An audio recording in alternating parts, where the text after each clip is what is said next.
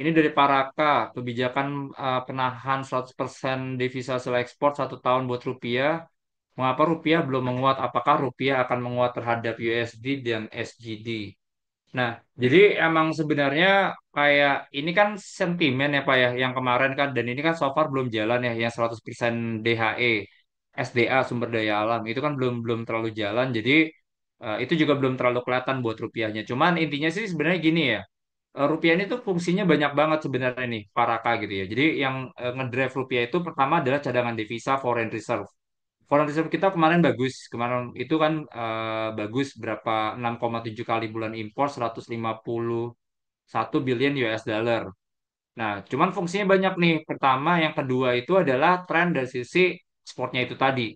Nah, ekspor so far belum terlalu bagus ya. Tadi kan datanya kan nggak terlalu bagus. Berarti artinya permintaan barang-barang jualannya Indonesia tuh kayak komoditas nih kayaknya nggak terlalu jalan nih Pak. Nah, itu menurut kita juga jadi kayak rupiahnya belum kemana-mana. Cuman ketiga yang paling penting itu adalah instrumen si rupiah itu tuh banyak dipengaruhi oleh yang namanya SBN atau instrumen-instrumen yang namanya kayak hot money flow gitu ya, kayak orang masuk ke obligasi, SRBI itu tadi gitu ya. Nah, so far kan yang ini ya, kita lihat ini moodnya adalah belakangan obligasi Indonesia tuh belum semenarik itu sebenarnya. Makanya kalau kita lihat tadi kan flow-nya masih naik turun gitu ya, masih masih lumayan keluar gitu. Nah, karena orang tuh kalau misalnya mau ngeliat rupiah ini menarik, at least yield kita harus tinggi banget sebenarnya.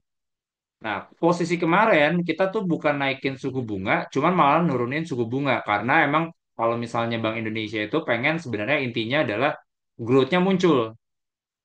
Enggak, fokus utamanya adalah jaga inflasi gitu ya, jaga inflasi karena kan inflasi kita kemarin rendah banget ya.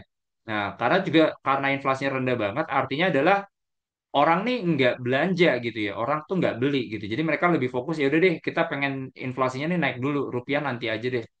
Nah, jadi rupiah ini nih di posisi yang sebenarnya menurut kita jadi agak lumayan berat. Karena sesimpel bayangin gini sih ya, kayak dulu kalau misalnya orang-orang yang foreign-foreign ini ya, mereka pengen masuk obligasinya Indonesia mikir nih, wah Indonesia ngasih berapa? 7%. Si Amerika ngasih berapa sekarang? 4,5%. Wah, nggak menarik ya. Kenapa? Karena dulu biasanya obligasi Indonesia sama Amerika tuh bedanya 400 basis point.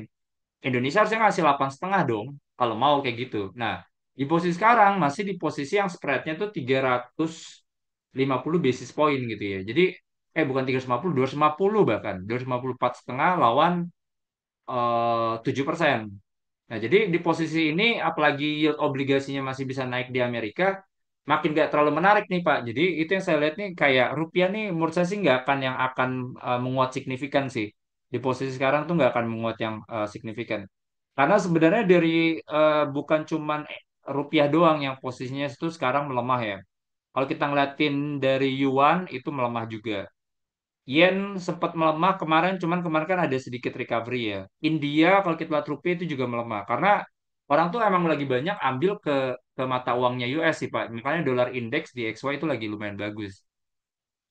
Jadi itu sih Paraka ya. Jadi sebenarnya itu lebih fungsi ke stabilitas ya. Maksudnya Bank Indonesia itu bukan kayak pengen rupiahnya menguat, cuman stabilitas perbankannya Pak sebenarnya.